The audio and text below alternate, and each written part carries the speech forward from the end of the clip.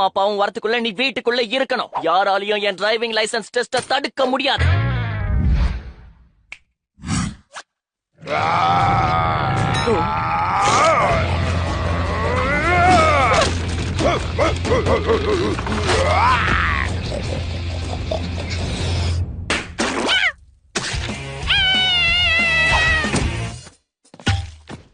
அது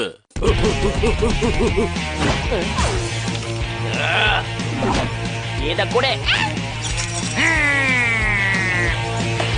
ராடிக்கு என்ன பத்தி நல்லா தெரிஞ்சு என்ன துரத்துறான்.